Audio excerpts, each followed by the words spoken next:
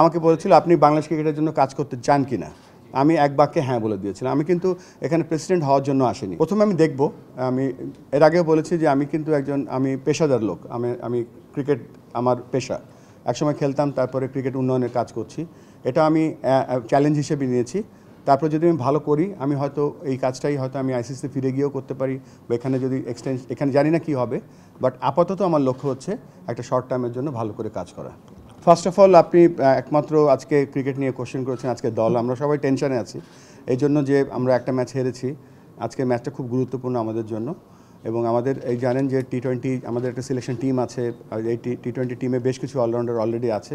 আর সাকিবের ব্যাপারটা বলছি, সাকিব তো world one of the finest allrounder, এবং আমরা আশা করব সাকিব ফিট থাকবে এবং ভালো ক্রিকেট খেলবে। না, উপদেষ্টার কলের সাথে তো এটার কোনো সম্পর্ক নেই। উপদেষ্টা তো সিলেক্টর না। তবে এটা আমাদের যে ক্রিকেট বোর্ডের যে সিলেকশন কমিটি আছে তারা দেখবে, এবং আমাদের সিলেকশন একটা প্রসেস বা একটা সিস্টেম আছে, তারা সেটা ফলো করবে, এবং সেটা আমরা রেসপেক্ট করব। ভাই, নামাজের সময় হচ্ছে, লাস্ট 2 কোশ্চেন রিয়াসাত। আচ্ছা, 1 নম্বরের প্রশ্নটা উত্তর দেই আমি। আমরা কিন্তু এই ব্যাপারে ডিটেল আলোচনা করিনি, তবে আমাদের এই আজকের আলোচনার ওয়ান অফ দ্য মেজর জায়গা ছিল সিএফও নিয়োগ করা। বাট আমাদের এই ফাইন্যান্সিয়াল যে ব্যাপারগুলো কত ট্রান্সপারেন্ট রাখা যায়, আমরা চেষ্টা করব এটা ওয়েবসাইটের মাধ্যমে যতটা ক্লিয়ার রাখা যায়। এন্ড অফ দ্য ডে ক্রিকেটের টাকাটা বা ক্রিকেটের যে আয়, সেটা কিন্তু ক্রিকেটের জন্য, আজকের ক্রিকেটের জন্য, যে ছেলেটা আরও 10 বছর পরে বাংলাদেশে জন্মগ্রহণ করবে তার জন্য। সো অবশ্যই এই টাকা, এই যে ফান্ডগুলো আছে, সেগুলো কীভাবে আমরা আরও বেটারভাবে এবং বেটার ওয়েতে আমরা ইউজ করতে পারি, বা আমরা এমন একটা জায়গায় এটা ব্যবহার করতে চাই, বা আমরা কন্টিনিউ করতে চাই, বা বলতে পারেন যে আমরা আরও ডিটেল জানতে চাই, তখন আমরা এটা নিয়ে কাজ করতে পারবো। তারপর এন্ড অফ দ্য ডে অবশ্যই আমরা এটা ইনভেস্টিগেট করব। আমার সাথে আমাদের মাননীয় উপদেষ্টার প্রেসিডেন্ট হওয়া নিয়েও কথা হচ্ছিল না। আমাকে বলেছিল আপনি বাংলাদেশ ক্রিকেটের জন্য কাজ করতে চান কিনা। আমি এক বাক্যে হ্যাঁ বলে দিয়েছিলাম। আমি কিন্তু এখানে প্রেসিডেন্ট হওয়ার জন্য আসিনি। তো এটা পরিক্রমার মাধ্যমে আপনি বলেছেন আগে, এটা হয়ে গিয়েছে। তো আমি বাংলাদেশ ক্রিকেটকে সার্ভ করতে চাই, এখন যেই জায়গাটায় আছি সেই জায়গাটাকে সার্ভ করতে চাই। তবে এটা ঠিক, আমার সাথে কখনো কারো বাংলাদেশ ক্রিকেট বোর্ডের কোনো স্টেক হোল্ডারের সাথে সিইও নিয়ে বা কোনো নাম্বার নিয়ে কথা হয়নি।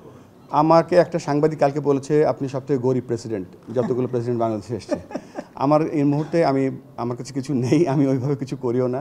I try to live a very simple life, এবং চেষ্টা করবো যে সেই কাজটা ফোকাস করার জন্য, not to do other things.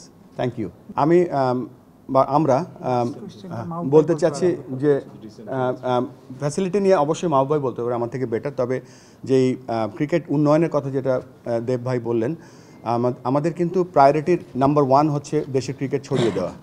আমরা অনেক বছর ধরে আমরা বলে চলেছি যে বাংলাদেশের, আমরা জানেন 2000 সালে যখন আমরা টেস্ট স্ট্যাটাস পাই, তখন আমরা প্রমিস করেছিলাম আইসিসির কাছে, আমাদের যে পেপারটা ছিল যেখানে বাংলাদেশ ক্রিকেটের আমরা ডিসেন্ট্রালাইজ করব, বা আমাদের রিজিওনাল ক্রিকেট বডি হবে। সো সেটার একটা প্রধান কাজ আমরা এবার করব এবং করে যেতে চাই। সেটা ফ্রেমওয়ার্ক অলরেডি রেডি, কালকে আমি বোর্ডের কাছে প্রেজেন্ট করব। আমরা সেটা নিয়ে আলোচনা করব। সেই জায়গাটায় 3টা ক্রিটিক্যাল সাকসেস ফ্যাক্টর থাকবে। একটা হচ্ছে যে আমাদের country wide robust coaching system থাকবে, সব জায়গায় কোচ থাকবে, যাতে কোচের চোখ আর একটা সাধারণ মানুষের চোখ এক নয়। সো আমরা সেটা চেষ্টা করব সব জায়গায়, এবং ট্যালেন্ট আইডেন্টিফিকেশন করব।